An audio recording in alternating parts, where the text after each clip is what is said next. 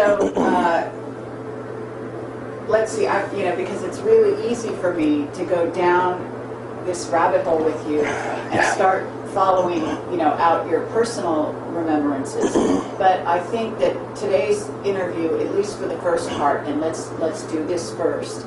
Let's talk about the Golfo de Adén and why you're specifically coming forward now before we do a more formal interview that has been planned actually for several weeks. And so let's talk about the most crucial stuff that you want to get out there right away, and then we can digress from there, and then we can later decide what to cut in and what to cut out. Okay. Let me just make this statement. I want to make this perfectly clear. What I'm about to let everyone know is based on actual facts, articles, also contacts, absolute reliable contacts who have contacted me within the past month, overwhelming amount of information, and this is also based directly on operations that I was a part of, that I've regained some memories back from July of 2008 until the beginning of March of 2009. Operations I was a part of absolutely relate directly to what is happening now in the Golfo de Adén. Okay, so what is occurring right now? It's actually been going on for quite a while, but it's just now, for whatever reason, it's leaked out, or they have allowed it to leak out, I should say, that there has been major military ship movement happening in the Golfo de Adén in a specific location where they are actually hundreds of ships right now circling a designated area of open water. We're talking Russian warships, Chinese warships, Japanese warships, Australia, Germany, UK, the list goes on and on. Even designated European Union ships, UN ships, Blackwater, which is now Z, has a ship there right now. If anybody is aware, Japan has not actually had warships leave their area of operation for military type action in decades. Same with China. China is very much about keeping their warships close. So this is huge.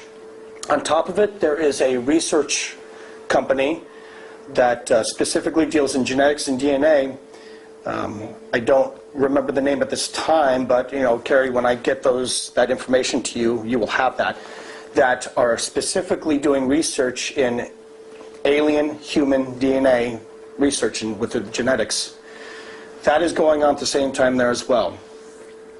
On top of it, there has been a lot of this, there's a lot of piracy going on there. Well, these pirates, the Somali pirates and all that, it's absolutely false flag operations. The reason they're doing that is to gain fear of, everyone in that area, to keep them away. It's a very good, manageable method to keep just regular people, the public, away from that area. Because, what's a better way to invoke fear but piracy and terrorism?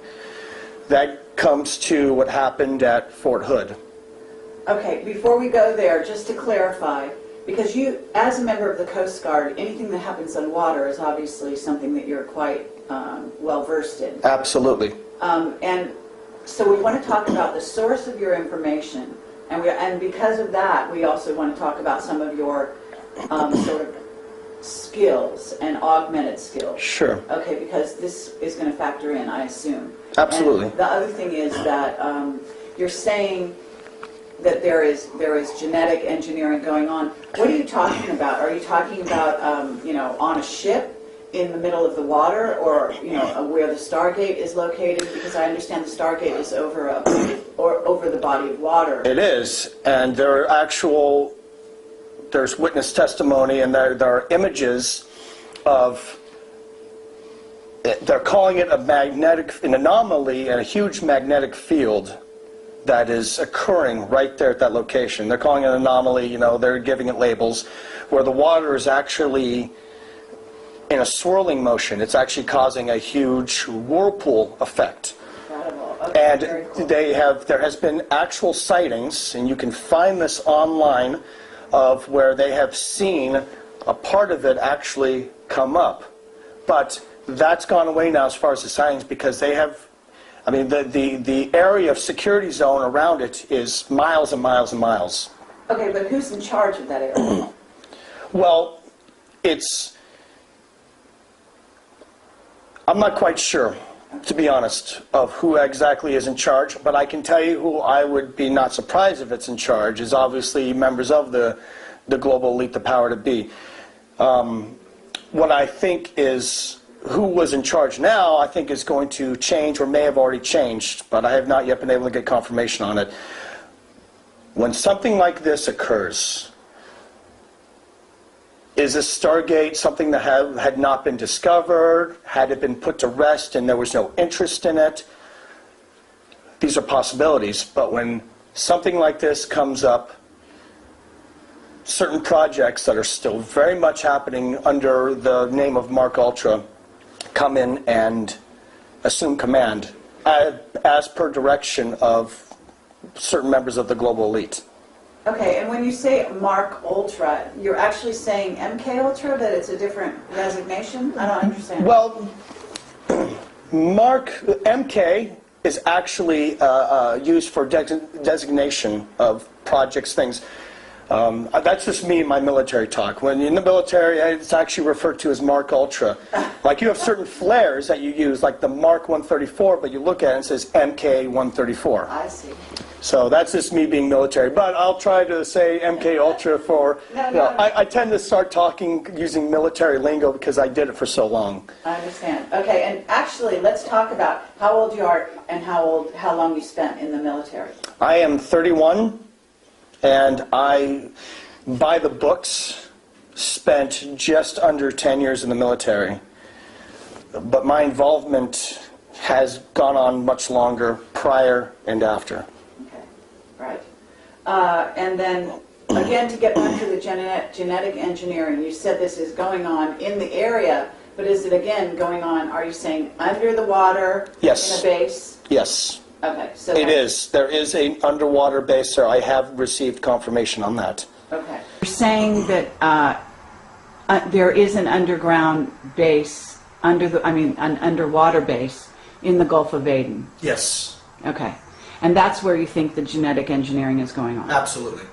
Okay, and it's the same, they're doing similar things that they've been doing for decades at underground bases all over the place. Specifically, they've been doing specific types of DNA research and engineering in a lot of the underwater bases, like, for example, the one that's in the Caribbean, the one that I was at. Oh, right, the one that you're having recovered memories about. Yes. Okay, very, very fascinating. And you've shown me some drawings which are really very, very interesting. What is the source of your intel?